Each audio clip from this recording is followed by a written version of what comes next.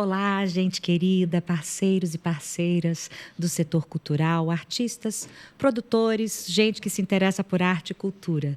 Eu sou Bárbara Damasio e está no ar mais um episódio da nossa websérie Cultura em Formação, um espaço de diálogo sobre políticas públicas culturais e o fazer artístico em suas diversas dimensões. Sempre me acompanhando aqui na nossa bancada, a Elaine Kalov, ela que é especialista em gestão cultural e produtora executiva de cinema. Hoje falei bem pouquinho de Nossa, ti. resumiu, tá ótimo. Olha aí, nem falou que eu sou percussionista. Pronto, falei.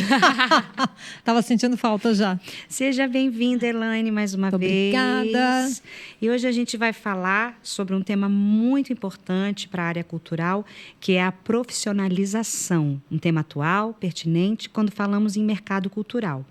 É necessário estarmos cada dia mais apoiados e preparados para enfrentar os editais, os prêmios, um mercado altamente em crescimento. Cursos online, informações inéditas, workshops e diversos meios de encontrar o conhecimento estão pelo caminho e precisamos entender o que é necessário para viver de arte e não ficar com aquela pergunta: você vive de arte? Como é que você consegue viver de arte? É difícil viver de arte. É difícil viver da sua arte. E para falar sobre esse assunto, a gente recebe a Marília Nakari, ela que é doutoranda em Engenharia e Gestão do Conhecimento, curadora e produtora do FAM, professora de cinema e mestre em literatura. Seja bem-vinda, Marília. Muito obrigada.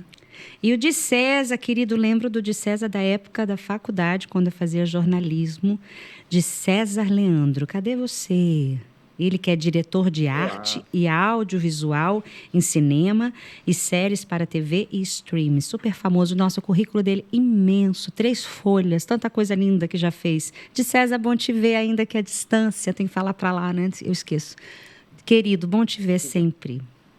É um prazer estar com vocês. Também é importante, por causa do tema, falar que eu estou há 15 anos dando aula em cinema, especificamente. E já estou em processo de docência há uns 25. Então a gente acertou nos convidados, Bárbara. Com Hoje certeza. tá certo. Olha, uma pergunta bem difícil, talvez, de responder, mas muito ampla. Por onde começar? Né? Se a gente está com um ouvinte ou alguém que está nos assistindo, que quer saber quais são os mecanismos para começar a se profissionalizar no meio cultural. Olha, a gente tem diversos cursos livres, né? A gente teve agora, eu conheci o de César por causa do Qualifica-se Cecine, por exemplo, né? Foi um curso livre de 20 horas, gratuito para a população. Então, esses cursos livres, eles ajudam muito a dar um primeiro norte, se aquele tema realmente é o que você imaginava, como que são os próximos passos para eu poder me profissionalizar, qual que é a minha melhor área, né? Você vai falar de direção de arte, mas é muita coisa direção de arte, não é uma carreira só, não é um ofício apenas, um único processo. Então, qual deles eu vou me especializar? Eu não vou saber antes de conhecer um panorama inicial e também recomendo estágios, recomendo ser assistentes, buscar conhecer os eventos que vão mostrar os produtos que você gosta de assistir e que você pode vir a trabalhar, né? Então, você tem que ter, no mínimo, os 2 panoramas, né? Buscar conhecer os produtos realizados e a forma de realização deles e conhecer partes que vão te ajudar a profissionalizar muito mais rápido e com vamos dizer, mais confortavelmente, que são os diversos cursos. De César, qual seria assim, um início? Eu dou aula há muito tempo, como eu falei, e eu sempre, quando eu estou dando aula, eu tenho a clareza que eu estou falando sobre o sonho feijão. Então, de uma certa maneira, as pessoas estão em busca de uma realização, que muitas vezes está numa ideia, né? Não necessariamente está ainda contextualizado na realidade, né? Está fantasiando um futuro. E aí, nesse sentido, como a Marília disse, a informação ela é fundamental. A pessoa que ela quer entrar no mercado, ela tem que conhecer esse mercado. Não adianta a pessoa querer ser profissional de alguma coisa e não obter informação sobre esse universo. Então, como ela mesma falou, por exemplo, direção de arte é um departamento complexo, porque ele tem 5 setores, né? Cenografia, produção de objeto, figurino, caracterização, e a pessoa pode ainda se especializar em maquiagem e cabelo, ou cabelo, né? E tem efeito prático e mecânico, e ainda dentro a maquiagem de efeito. Cada um desses departamentos, por exemplo, cenografia tem o cenotécnico, tem pintor de arte, então é um departamento gigante, assim, que eu já tive equipes com mais de 100 pessoas. Então acaba que, assim, para entregar 300 cenários dentro de uma série, guarda-roupa de 500 roupas, com todo um processo de peruca, aplique de barba, uma série de demandas bastante... fazer chuva, fazer uma cabeça degolada na geladeira, uma série de coisas. E aí, dentro desse universo de buscar informação, é muito importante que a pessoa entenda realmente o mercado em que ela quer atuar. Então, conhecer, como a Maria conhecer, através dos eventos, por exemplo, você acaba entrando em contato com outros profissionais, através de oficinas, mas através de pesquisa mesmo, de pesquisar e conhecer, por exemplo, saber como que se funciona o sistema de fomento, saber como funciona a profissão que você quer atuar, porque senão a pessoa ela fica realmente num desejo muito abstrato do que ela quer realizar, né?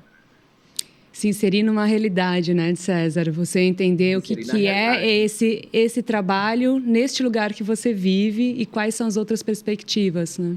Quando vocês recebem alunos novos, vocês têm a impressão que a galera chega realmente cabeça na nuvem, assim, tipo, nossa, eu vou ser, sei lá, Steven Spielberg. Vocês dois especialmente são do audiovisual, né? Mas eu acho que isso se aplica a várias áreas. A Bárbara, que também dá aula na música, também acho que tem um pouco disso, né? Do aluno chegar esperando famoso, ser a super celebridade, né? Eu acho que não é esse o problema, né? Que realmente ele pode ser uma super celebridade no futuro. Ele pode ter despontar como um Spielberg ou trabalhar na Pixar. A questão é que ele não vai iniciar lá. Uhum. Né? E isso, eu adoro fazer estatísticas falsas. 99%. Marília, de onde veio essa informação da minha cabeça? Da minha vontade. Mas majoritariamente não vem pensando que precisa passar etapas, né? A educação formal, ela é uma forma de você acelerar essas etapas. São escadas no tempo da experiência profissional para você pegar esses saberes que a gente já tem, que já colocou num livro, que já explicou processos e conseguir aplicar. Mas você precisa da prática também. Então, não vamos cortar sonhos. Eles podem realmente acontecer. O cara chega mas poliana, ele cai precisa de cara no chão na primeira aula... E aí... Ainda mais comigo, né? Perguntar para meus alunos. Nas trajetórias... Desculpa. É muito importante. Desculpa, César. É muito importante, na verdade, né? Entender a realidade do mercado e entender as suas possibilidades de forma concreta. Por exemplo, se eu quis fazer cinema em 95, após a extinção do cinema pelo Collor, a extinção da Embrafilmes. Era Vou escolher a pior época possível. Sim. Como que eu poderia fazer cinema? Eu não poderia, eu ficaria eu tinha esse desejo, mas ele era completamente impossível mesmo de realizar, porque não existia mercado, não existia possibilidade. Então, assim, por exemplo, eu cheguei... eu gosto de falar muito na aula sobre contextualizar a realidade dos Estados Unidos, a realidade da Índia, da Nigéria, da Coreia, da China, do Brasil, para justamente entender que cada mercado tem suas questões e que você precisa entender essas questões para poder entender como se colocar dentro do mercado. Eu sou uma pessoa que veio de uma cidade pequena, Penha, Santa Catarina. Cheguei em São Paulo, eu não conhecia absolutamente ninguém, né? Então, essa falácia também de que é tudo panelinha fechada não é uma coisa verdadeira, no sentido que você tem que estabelecer relações, obviamente, e tem que oferecer uma mão de obra qualificada. Então, a gente está falando sobre trabalho mesmo, E aí muita gente, eu brinco com os alunos que eles vêm, é porque eu sirvo o cafezinho de outro, mas eu não tenho essa vaga, eu não preciso de ninguém para servir cafezinho, né? Eu preciso de profissionais que resolvam várias questões dentro do processo de trabalho que a gente desenvolve. Agora, servir cafezinho, eu não tenho essa vaga, realmente ela não está disponível, né? E a gente acaba passando por esse negócio de a arte, ela traz essa glamorização, esse aspecto que mexe com as questões de ego, né, das pessoas. Então, nesse sentido, é um desafio maior ainda. Eu diria que aumenta o desafio a pessoa se cobrar muito em relação a sucesso, né? Porque qual é a medida do êxito enquanto profissional? Se eu estou fazendo os projetos que eu tenho desenvolvido, eles me representam. Eu acho isso extremamente importante. E não desmerecendo a questão de ter visibilidade dentro de eventos mundiais, do Oscar, de Cannes ou de qualquer... Mas a questão é justamente, enquanto artista, eu estou trabalhando a percepção das pessoas sobre as coisas, né? A percepção delas mesmas sobre elas mesmas, a percepção delas sobre o mundo, e atuando dentro de uma questão intangível, que é como elas se relacionam com elas mesmas, com o mundo, com o outro, né? Então, estar bem-sucedido é realizar projetos que venham ao encontro desse objetivo. E, indiferentemente se isso tem uma grande visibilidade ou não. Eu estou ouvindo vocês e estou aprendendo muito, porque eu sou da área da música e os meus processos profissionais são diferentes, né? Mas mesmo assim, para além de cantar é uma das coisas que eu faço no meu processo profissional, né? Eu faço toda a gestão, agendamento de data, ensaios, repertório, pagamento dos músicos, eu faço toda a produção. O FAM é um projeto que destaca a tua trajetória. Queria que tu contasse para a gente os teus processos profissionais dentro desse projeto. Então, agora a gente vai dizer casa de ferreiro, espeto de pau, né? Mas o FAM, para mim, ele foi uma formação por completo, de forma identitária, de forma enquanto pessoa, né? Eu inicio a participar do FAM de berço, realmente, porque o idealizador do festival é meu pai.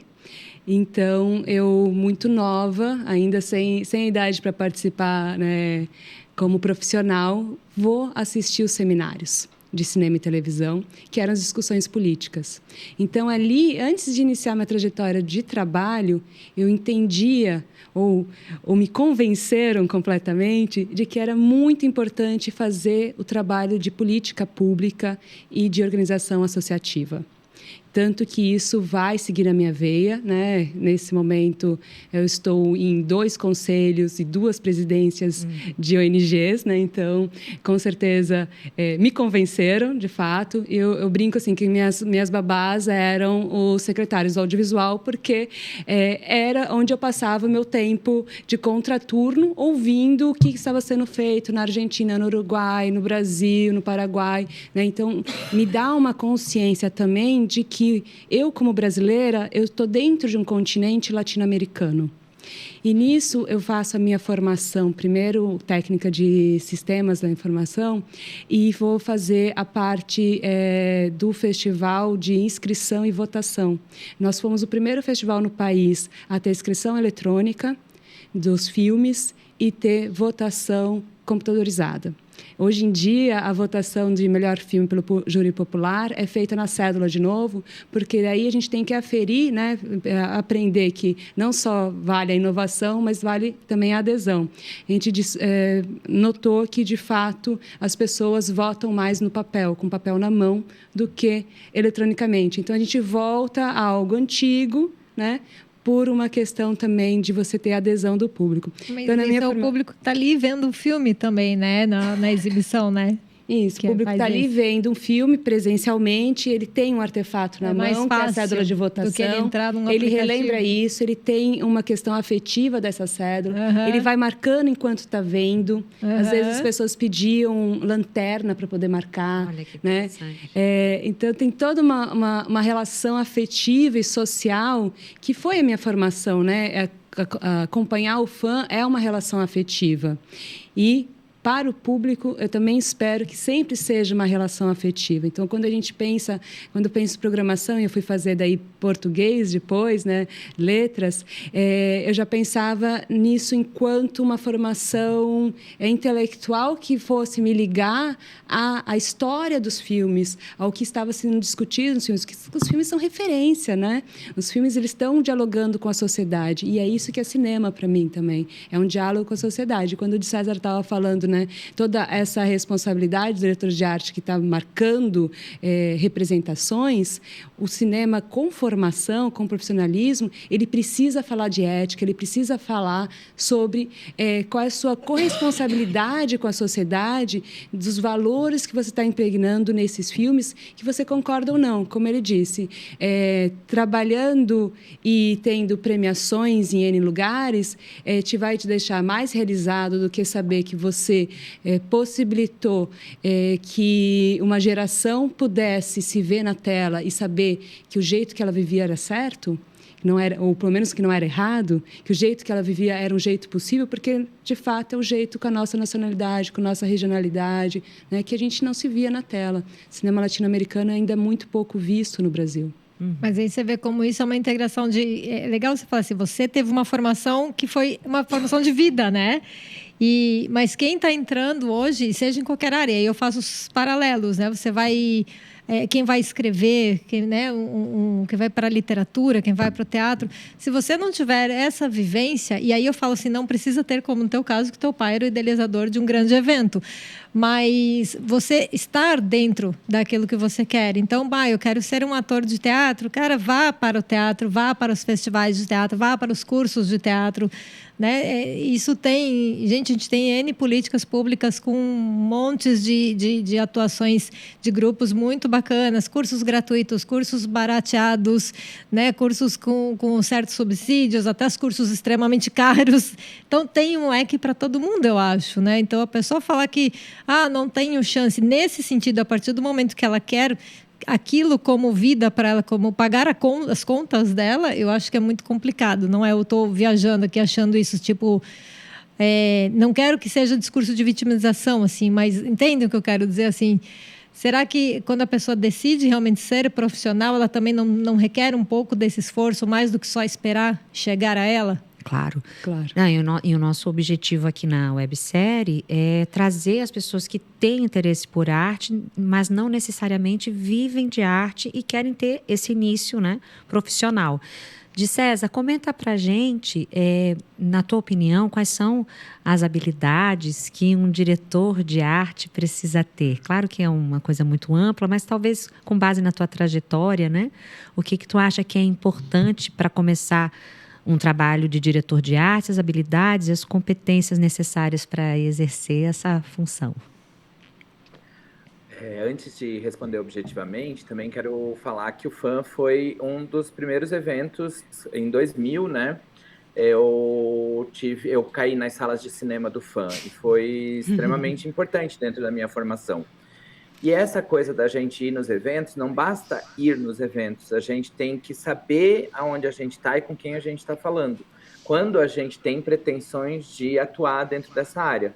Porque, no fim das contas, eu posso estar na frente da oportunidade, mas não entender ela. E não é eu dando cartão para as pessoas que isso vai estabelecer relações consistentes, Ótimo. né? Na verdade, você entender na frente, entender com quem você está dialogando e dialogar enquanto profissional dentro, com coerência, né? Sem supervalorizar nada, e nem não, uma conversa, um diálogo franco, sincero, honesto de quem está comprometido com o que realiza, é uma boa ferramenta de entrada, né?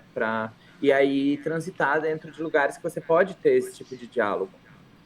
É uma dica que eu sempre dou para as pessoas, assim, você precisa... Não adianta você ficar insistindo de uma maneira inadequada, né? Você tem que realmente entregar para o mundo o que você o que você realiza, né?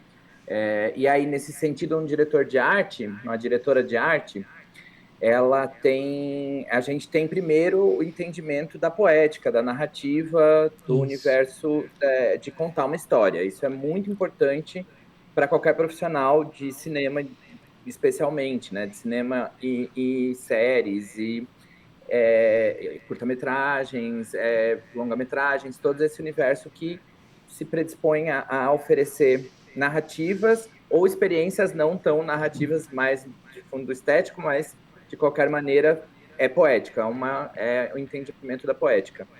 Num segundo momento, na questão estética, que é onde eu acabo entregando a imagem, eu sou um profissional que entrega a imagem junto com a fotografia e com a direção, eu tenho que entender de um universo, da memória do mundo, primeiro inteira. É bem tranquilo. Né? Dá para fazer uma série inteira só sobre isso, mas vamos lá, só.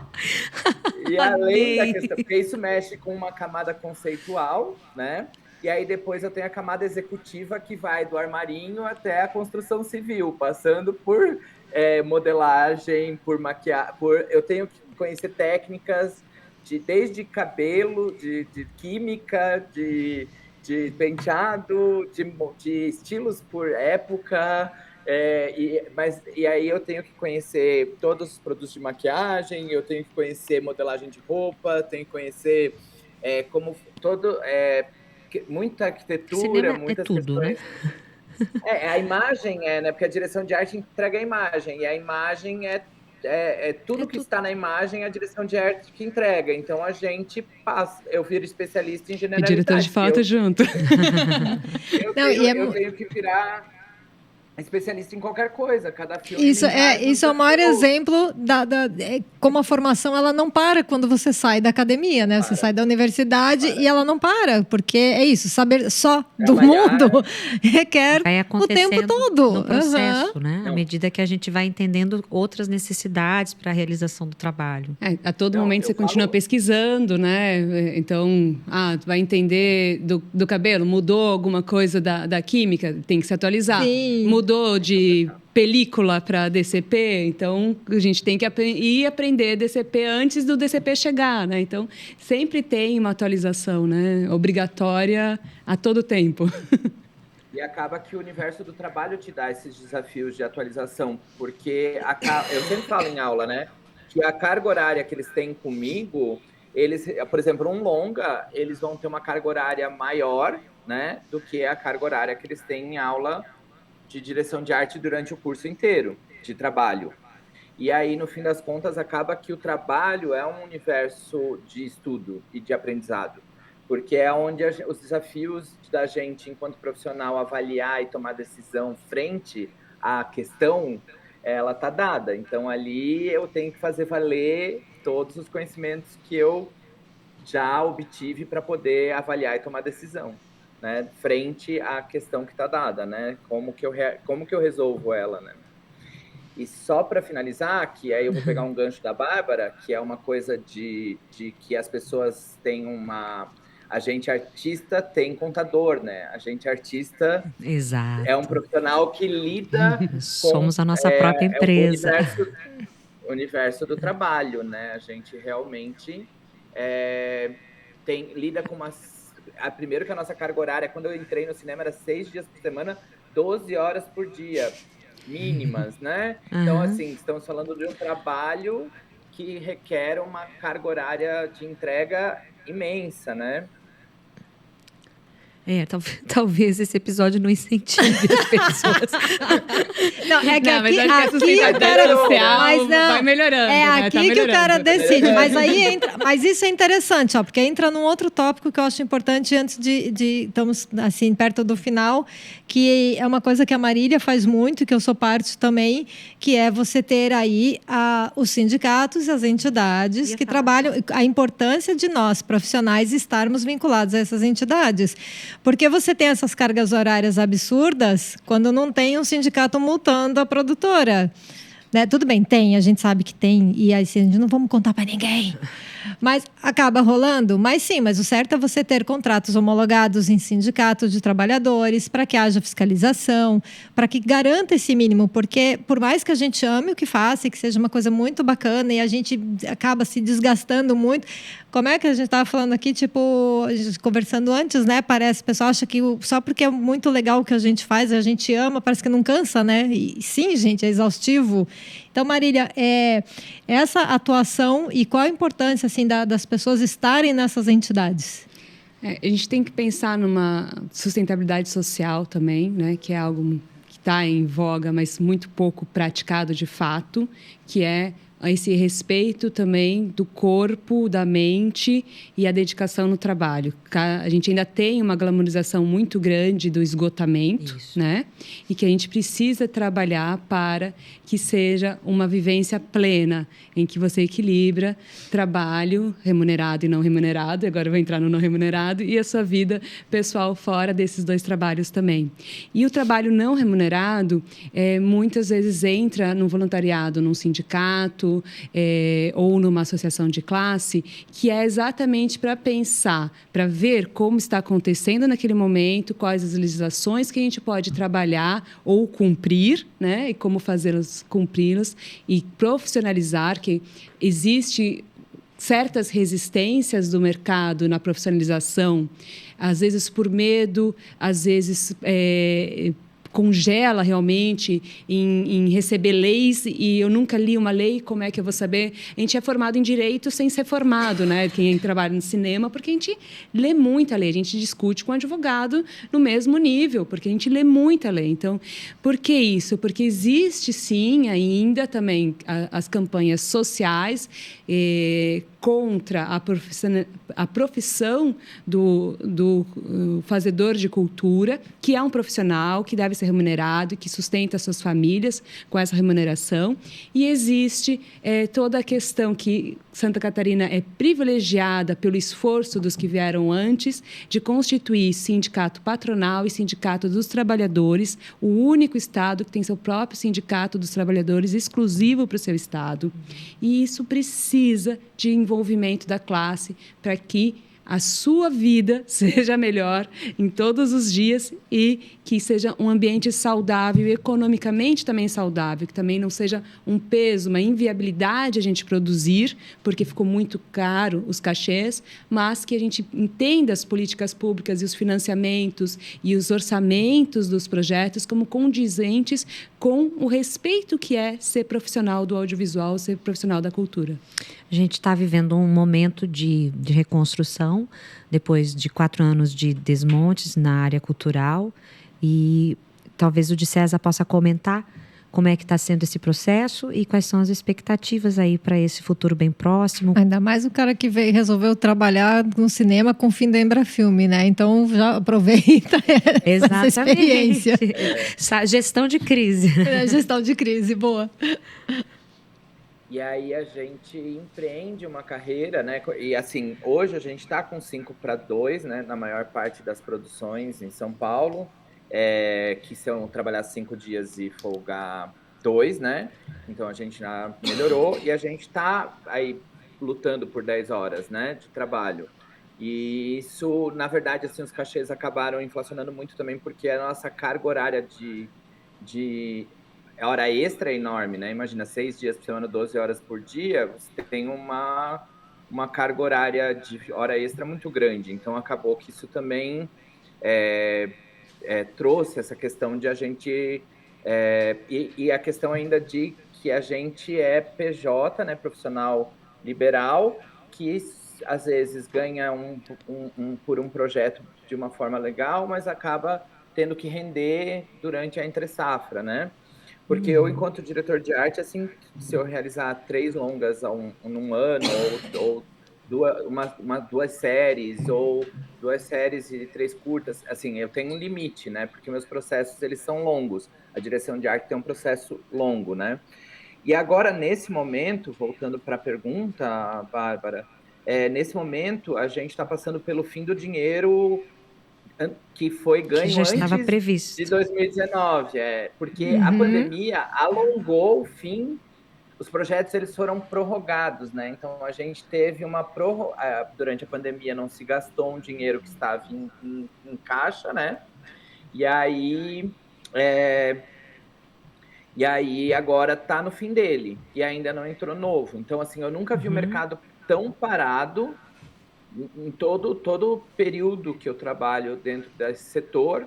Eu nunca vi tanta gente, assim, eu fui na Gulânia, eu ouvi, são mais de 5 mil profissionais parados, que é um dado que a gente, como a Marília falou, né, esses dados que a gente não tem nenhuma base, né? Mas, de qualquer maneira, dentro da minha experiência entre os meus, né, conversando com as pessoas, por exemplo, eu tenho uma amiga que trabalha em publicidade, que é um mercado bastante aquecido, né? Sempre, e que também está em baixa. Ela está há 35 anos nessa área e ela está há 4 meses parada. Então, a gente tem uma crise econômica que é maior do que a crise que também atravessa a cultura, e a cultura está numa crise por um desmonte que está sendo reconstruído. Então, a gente tem camadas de uma crise em que a gente também não está isolado de uma série de outras relações que ainda estão se alinhando, né, para que a gente tenha um aumento do PIB, ainda bem, né? A gente tem algumas perspectivas positivas aí dentro. A gente tem a maior, a gente ficou com o fundo parado, né, paralisado. Então a gente tem um recurso para usar que ficou parado. Então, a gente tem a perspectiva aí dos maiores editais que a gente já experimentou. Então, e fora isso, por exemplo, Netflix, ela fatura, isso fui eu que fiz, eu calculei a quantidade de usuários pelo mais baixo, né? Deu 180 milhões por mês, Netflix. E a gente tem uma lei para aprovar que os streamers vão ter que ser obrigados a investir no lugar onde eles estão faturando. Se isso acontecer, é uma nova revolução dentro do mercado audiovisual. E eu sou a favor da pluralidade, né? São formas de produzir completamente distintas, com naturezas distintas, mas quanto mais houverem, melhor. Então, eu preciso que tenha a HBO fazendo com TV, eu preciso do streamer, eu preciso do cinema autoral, eu preciso do curta-metragista, eu preciso do documentarista, eu preciso de todo o audiovisual se movimentando, preferencialmente, né? E isso, para concluir, no momento, não está acontecendo, é um fato, tá? César, mas a parte de contribuição do streaming, né, é uma discussão que a gente tem muito longa. Então, o dia que sair de fato, né, talvez ainda não saia nesse governo, né? Pode ser que saia, né? Embora, e acho que tudo que ele está contando ali mostra para quem vai entrar no mercado que essa profissionalização é muito ampla. Existem muitas vagas, existem muitos lugares, funções, porque quando ele está falando dos projetos ou dos editais, isso ainda é um trabalho de outras pessoas e que ainda leva tempo até chegar no mercado para ir para a direção de arte, que é o lugar principal do de César. E para chegar, então, no Festival de Cinema, vai levar mais 4 anos, 5 anos, né? Então, a gente tem que entender que é um ecossistema muito grande e que existe, sim, como abarcar esses profissionais, mas você precisa estar ali inserido e entender a nossa realidade. E aí, para a Bárbara poder encerrar o nosso episódio, eu vou né? Aquele momento do... deixa, vai, César, fala, pode falar. Em 2010, a Ancine disse que em 2020 nós produziríamos 150 longas. Em 2018, a gente produziu 183. Então, a gente estava num caminho próspero, crescendo 8% ao ano, né? Com mais de 300 mil profissionais empregados dentro dessa área. Isso são dados que a gente tem no observatório da Ancine, então são medições. E aí, o que acontece? Agora a gente tem uma quebra, justamente como a Marília falou, de toda essa estrutura que tem que se reconstruir. E vai levar um tempo. E, realmente, eu só vejo as perspectivas mais positivas que eu acenei, elas são, no mínimo, para o ano que vem. Elaine, eu nunca fiz isso ainda aqui. Vou cantar um trechinho que diz tudo, que resume tudo que a gente está falando. Reconhece a queda e não desanima. Levanta, sacode a poeira, dá volta por cima. É isso! Não, e assim, para encerrar bonito. Em 2019, nós, cultura, e aí não só audiovisual, éramos quase 6% do total de empregos formais do país. Isso há dados do RAIS, não sou eu, não é da minha cabeça esse. E hoje, né, desde então, mas ainda correspondemos a quase 4% do PIB. Então, gente, tem espaço e com isso, mesmo com esses quase 5 milhões e tantos de trabalhadores, falta gente. Então, profissionalizem-se, estudem, procurem, achem o seu lugar na cultura, porque tem lugar, tem lugar. E é isso, meus queridos. Eu sou sempre a pessoa que dá, vocês não sabem, né? Primeira vez vocês aqui, eu sou a pessoa que dá uma notícia. Acabou, gente. Ai, adorei conversar com vocês. Rapidinho mesmo, A gente né? abriu muitas portas, né, gente? É bastante Adorei. assunto. Agora a gente fala, venha pro curso. Isso! Venha mesmo, Bom. por favor. Obrigada, gente. Lembrando que você pode nos assistir via canal Café Maestro Produções e nos ouve no formato podcast nas principais plataformas de áudio. Cultura e Informação conta com o patrocínio da Prefeitura de Itajaí e a Fundação Cultural de Itajaí por meio da Lei de Incentivo à Cultura, com apoio do Instituto Sorrir. Até o próximo episódio.